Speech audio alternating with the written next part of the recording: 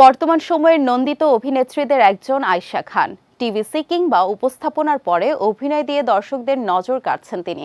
সম্প্রতি একটি গণমাধ্যমে দেওয়া সাক্ষাৎকারে এই অভিনেত্রী জানিয়েছেন তিনি কেমন পাত্র বিয়ে করবেন।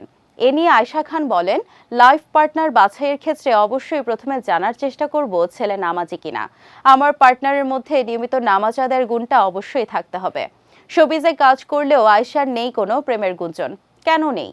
এর জবাবে আয়েশা বলেন, স্কুল লাইফ থেকে আমি রাফ অ্যান্ড টাফ পার্সোনালিটি নিয়ে চলাফেরা করতাম। এটার জন্য হয়তো বা কেউ প্রেমের প্রস্তাব দেওয়ার সাহস করতে পারেনি।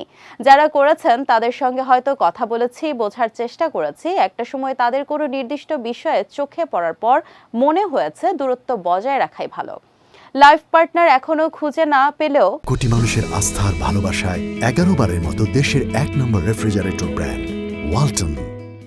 বিয়ের তারিখ কিন্তু ঠিক করে রেখেছেন অভিনেত্রী আয়েশা খান। জানালেন 21 ডিসেম্বর বিয়ে করবেন তিনি। তবে সালটা অবশ্য এখনই নিশ্চিত করে কিছু বলতে পারলেন না আয়েশা। এখন শুধু পাত্রের অপেক্ষা, আর পাত্র পেলেই 21 ডিসেম্বর বিয়ে করবেন এই অভিনেত্রী।